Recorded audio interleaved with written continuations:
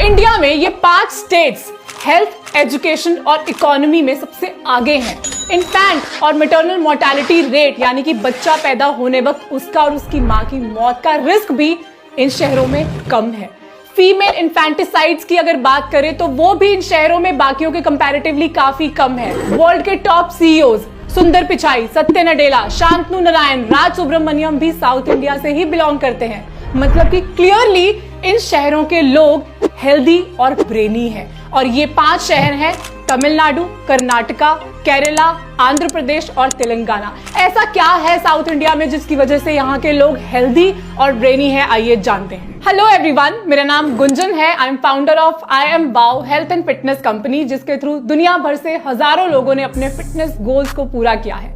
और आज हम जानेंगे वो 6 हेल्थ सीक्रेट्स जो साउथ इंडिया में आज भी फॉलो होते हैं। क्या पता इनमें से कोई एक हेल्थ सीक्रेट हमारी जिंदगी भी बदल दे। तो जानते हैं कि पहला सीक्रेट कौन सा है। पिछले 50 सालों में इंडिया में काफी चेंजेस आए हैं, जिसके साथ साथ हमारी ईटिंग हैबिट्स भी काफी इवॉल्व हुई हैं। हमारे खाने पीने के तरीके पे वेस्टर्न कल्चर का काफी इन्फ्लुएंस है। Package foods, frozen foods, ready to eat meals के बाद तो हमारी ईटिंग हैबिट्स काफी बदल गई हैं। But the regular intake of these preservatives may cause serious health issues as well. अब फूड से लेकर फोक तक हमारी टेबल पे काफी वैरायटी आ चुकी है, पर साउथ इंडिया में अभी भी ट्रेडिशनल फूड्स पे ज्यादा फोकस है।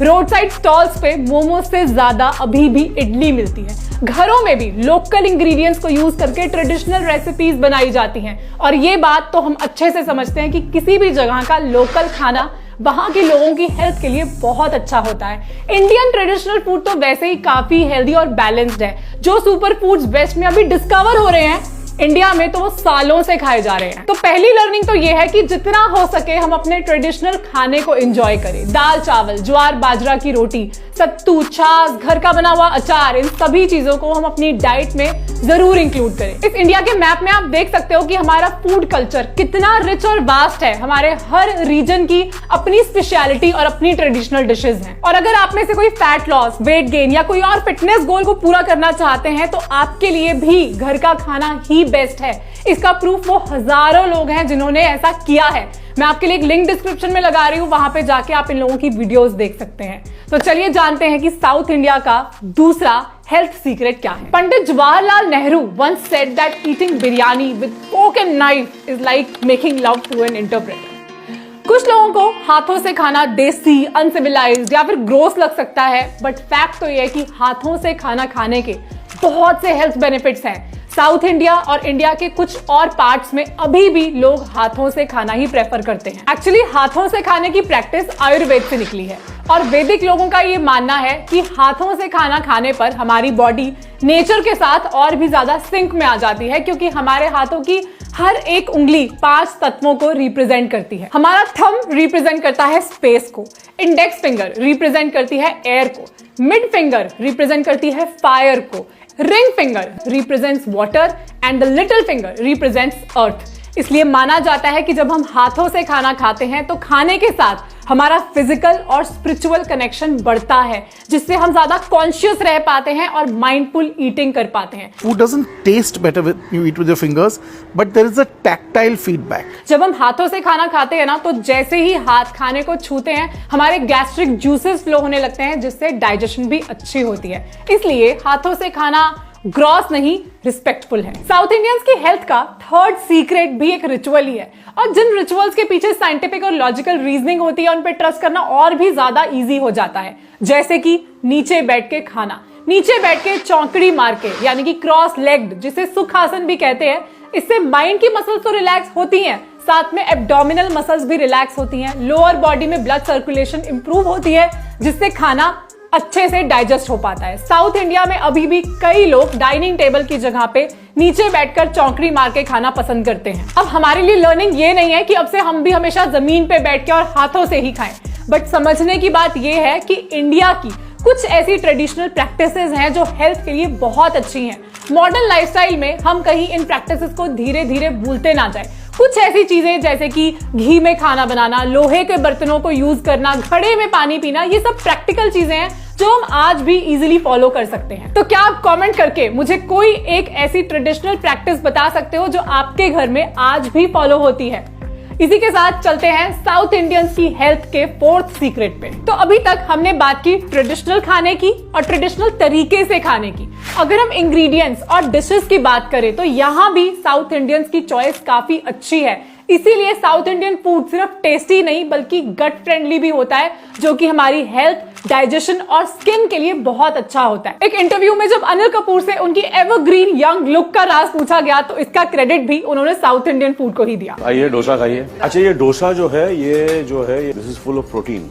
Keep yourself fit. सबसे पहले तो ज्यादातर south Indian food refined oils की जगह कोकोनट ऑयल में बनाया जाता है, जो कि एक हेल्दी फैट है और उसके ये सभी हेल्थ बेनिफिट्स भी हैं। साउथ इंडियन मूवीज की तरह वहां के स्पाइसेस में भी फुल एक्शन है। अलग अलग फ्लेवर्स जैसे कि पापरिका, टैमरिन, पेपर, क्यूमिन, ये सभी स्पाइसेस उनके खाने में जनरली पाए जाते हैं। टेस्ट के साथ साथ ये anti microbial, anti oxidative, anti inflammatory, anti carcinogenic और थेरेप्यूटिक इफेक्ट्स भी रखते हैं। मैक्सिमम डिशेस राइस बेस्ड होती हैं, जो कि एक ग्लूटेन फ्री ग्रेन है। ये एक ऐसा कार्ब है जिससे एनर्जी भी मिलती है और न्यूट्रिशन भी मिलता है। साउथ इंडिया में फर्मेंटेड फूड का इंटेक भी काफी अच्छा होता है। इडली, डोसा, उत्पम, इन सबको बनाने के लिए फर्मेंटेड बैटर यूज किया जाता है, जो कि गट के लिए काफी अच्छा होता है और माना जाता है कि गट हमारे ब्रेन से डायरेक्टली कनेक्टेड होता है, जिसकी वजह से इस तरह का फर्मेंटेड खाना हमारे पेट के लिए भी अच्छा है और हमारे ब्रेन के लिए भी अच्छा है। ये प्रोटीन और फाइबर में भी काफी रिच होता है। साउथ इंडिया में कर्ड यानी दही का इंटेक भी काफी अच्छा है। कर्ड, राइस, बटर मिल्क, इस तरह की चीजें वहां पे बहुत रेगुलरली ली जाती हैं।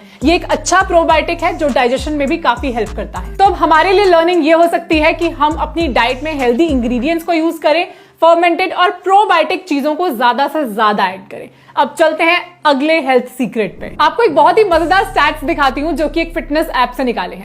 3.6 मिलियन लोग जो अपने वर्कआउट का डेटा इस ऐप में फीड करते हैं, उससे पता चलता है कि बैंगलोर की विमेन सबसे ज्यादा हाई इंटेंसिटी वर्कआउट करती है। ये एक और स्टडी देखिए, यहां से पता चलता है कि बैंगलोर के लोग सबसे ज्यादा फिजिकली एक्टिव रहते हैं, सबसे ज्यादा कैलोरीज बर्न करते हैं और इनके डेली स्टेप काउंट भी सबसे ज्यादा होते हैं। 2020 में तो एक स्टडी के बाद टाइम्स ऑफ इंडिया ने कर्नाटका की इस कैपिटल बैंगलोर को फिटनेस कैपिटल ऑफ इंडिया भी डिक्लेयर कर दिया। अब इसका मतलब ये नहीं कि बैंगलोर के सभी लोग फिट और हेल्दी हैं, वहां पर भी ओबेसिटी है, वहां पर भी हेल्थ रिलेटेड बीमारियां बढ़ती जा रही हैं, बट फिर भी अगर हम कंपेयर करें तो साउथ इंडियन स्टेट्स में लोग फिजिकली ज्यादा एक्टिव रह पाते हैं। और इसका रीजन जानते हो क्या है? वहां का फॉरेस्ट कवर। इस रिपोर्ट को देखिए, इंडिया में maximum forest cover south India में ही पाया जाता है, जिसकी वजह से साउथ इंडियन स्टेट्स का मौसम काफी अच्छा रहता है। बैंगलोर के क्लाइमेट की तारीफ तो हम में से हर कोई करता है। समर्स हो, मानसून हो या फिर विंटर, वहां का क्लाइमेट मॉडरेटली ट्रॉपिकल ही रहता है और अच्छे मौसम में फिजिकली एक्टिव रहना इजी हो जाता है। और नॉर्थ में तो ग्लोबल वार्मिंग ने हमारे क्लाइमेट की हालत इतनी खराब कर दी है कि गर्मियों में हम घर के अंदर पसीने से ही नहा लेते हैं। इससे हमारे काम की एफिशिएंसी भी इंपैक्ट होती है और फिजिकली एक्टिव रहना भी मुश्किल हो जाता है। तो अगर हमें भी फिजिकली एक्टिव रहना है तो इसका सोल्यूशन ये नहीं है कि हम सब साउथ में मूव हो जाएं। गाड़ी स्टार्ट कर। हम अपने घर और ऑफिस के अंदर फिजिकली एक्टिव रह सकते हैं। मॉर्निंग या फिर इवनिंग वॉक्स पे जा सकते हैं। डेली स्टेप काउंट का एक टारगेट सेट कर सकते हैं और उसे अचीव करें। अगर बाहर जाके वर्कआउट करना पॉसिबल नहीं है तो हम होम वर्कआउट कर सकते हैं। आपके लिए मैं अपने होम वर्कआउट प्रोग्राम का लिंक डिस्क्रिप्शन में ऐड कर रही हूँ, जहां पर आप एक फिटनेस कोच के साथ 1-to-1 होम वर्कआउट कर सकते हो। अब जानते हैं साउथ इंडिया का छठा और सबसे डीप हेल्थ सीक्रेट। एक छोटे से ट्रेडिशन को फॉर्म करने में सालों साल लग जाते हैं और आयुर्वेद तो एक ऐसा ऑल्टरनेट मेडिसिन सिस्टम है जो कि इंडिया के रूट से निकला है। सबसे ज्यादा आयुर्वेदिक प्रैक्टिसेस साउथ इंडिया में ही फॉलो की जाती हैं। केरला में तो आयुर्वेद को ही मेन स्ट्रीम मेडिसिन की तरह यूज किया जाता है। रिसेंटली मैं बेंगलुरु के श्री श्री आयुर्वेद हॉस्पिटल में गई थी, जहां पे मैंने देखा कि आयुर्वेद और नेचुरोपैथी को यूज करके लोगों का इलाज किया जा रहा है। मुझे देखकर बहुत ही प्राउड फील हुआ कि किस तरह इंडियन हर्ब्स को यूज करके बड़ी बड़ी प्रॉब्लम्स का ट्रीटमेंट पॉसिबल है। अब बात करते हैं उन टेक अवेज की जो आज की इस वीडियो से हम ले सकते हैं। सबसे पहले जितना हो सके ट्रेडिशनल डिशेस को हम अपनी डाइट में इंक्लूड करें, ट्रेडिशनल खाने के तरीकों को फॉलो करें, गट फ्रेंडली फर्मेंटेड फूड्स को अपनी डाइट में इंक्लूड करें, फिजिकली एक्टिव रहें, डेली स्टेप काउंट का टारगेट बनाएं और जब भी पॉसिबल हो आयुर्वेदिक प्रैक्टिसेस को अपनाएं। अगर आज की वीडियो अच्छी लगी हो तो इसे लाइक करना मत भूलना। अभी तक चैनल सब्सक्राइब नहीं करा तो सब्सक्राइब कर लीजिए, नोटिफिकेशन बेल ऑन कर लीजिए। मिलते हैं अगली वीडियो में। टिल देन फिट रहो, हिट रहो।